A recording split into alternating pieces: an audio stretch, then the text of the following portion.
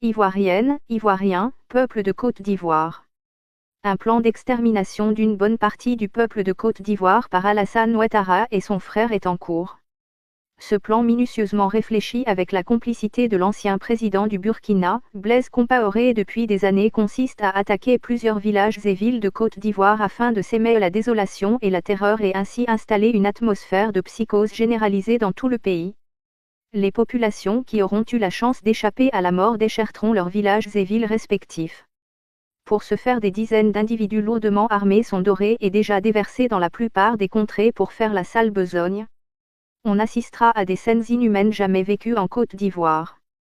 La mise à feu de villages et villes tous entiers, des destructions importantes de biens et de plantations ainsi que des exécutions en masse de population. Ce plan déjà en marche s'accentuera avec le temps. Leur objectif étant de mettre toute la population sous le joug de Ouattara afin de tuer dans l'œuf toute opposition à son autorité.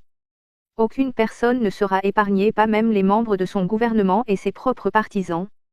Chers parents du Nord, du Sud, de l'Est, de l'Ouest et du Centre, ceci est un avertissement bien fondé qui pourrait sauver le maximum de vies si vous y prenez garde. Je vous envoie ce message non pour le plaisir d'écrire mais en tant qu'Ivoirien à moitié, je me vois dans l'obligation de vous avertir.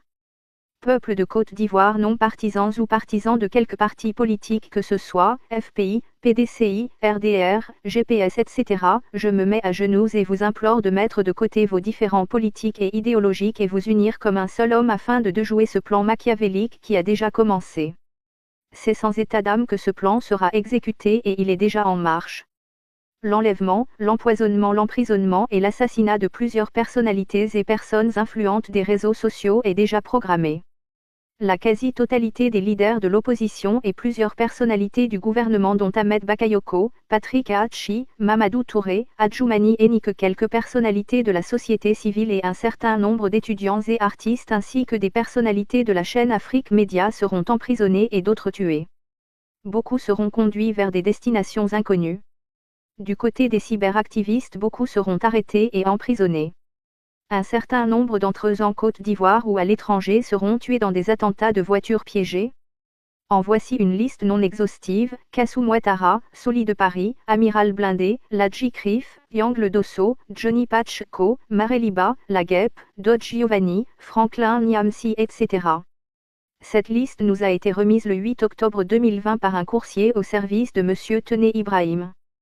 Cela fait bientôt 3 mois que nous sommes sur le territoire ivoirien. Certains d'entre nous ont été dispatchés dans plusieurs villes du pays. Je fais partie du groupe resté à Abidjan dans un hôtel aux abords de l'aéroport. Nous avons été recrutés à travers plusieurs pays. Il y a parmi nous des Arabes et des non-africains dont beaucoup venant de l'Europe de l'Est.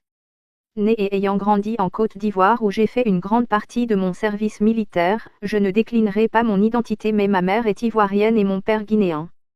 J'ai été sur le terrain dans plusieurs pays d'Afrique minés par la guerre comme en Centrafrique, Nigeria, Rwanda et au Congo. Il y a environ un mois j'ai intercepté une conversation téléphonique entre M. Ibrahim et une personne qu'il a appelé grand frère en disant « Ces Ivoiriens nous allons nous en occuper et de ton côté comment ça se passe avec les forces de sécurité ?» A-t-il demandé avant de finir en disant « Surtout n'hésite pas à te débarrasser des éléments gênants. » En entendant d'entrer nous-mêmes en scène, on nous a chargés de former des jeunes hommes en leur apprenant à se servir des armes à feu.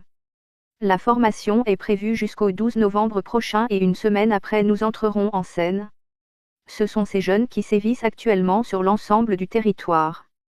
Chers parents, je vous en prie, n'ignorez pas ce message. Je devais le faire connaître depuis longtemps mais nous sommes beaucoup surveillés. Il m'a donc fallu prendre toutes les dispositions nécessaires pour ne pas me faire prendre. Que Dieu sauve la Côte d'Ivoire. Le pire dans ce cynisme, c'est que ce feuilleton américain occulte un autre scrutin qui engendre le chaos. Vous parlez de l'élection présidentielle en Côte d'Ivoire le week-end dernier. Évidemment. Au moins à Abidjan, les sondages ne se sont pas trompés, il n'y en avait pas. À quoi bon? Alassane Ouattara a obtenu 94% des voix, et pour cause, il avait écarté tous ses rivaux, et ceux qui restaient ont boycotté le scrutin. 94%, c'est beaucoup. Alassane Ouattara est un économiste brouillé avec les chiffres. C'est son 3e mandat, mais il dit que c'est le premier puisqu'il a changé la Constitution. Et il accuse de sédition l'opposition qui montait ces jours-ci un gouvernement de transition. Alors la police encercle la résidence de l'ancien Premier ministre, l'ancien président Henri Konan Bédier. Elle a arrêté ses proches. L'ancien président Gbagbo, lui, reste coincé en Europe, privé de passeport. Et l'ancien Premier ministre Soro, lui aussi en exil, a appelé hier à l'insurrection générale. 6 jours après le scrutin, les milices Ouattara aiguisent leurs machettes, l'armée attend son heure, la France a peur de son ombre. C'était pareil il y a 10 ans, pareil il y a 20 ans, et la guerre civile est toujours prête à recommencer. Vincent Hervé.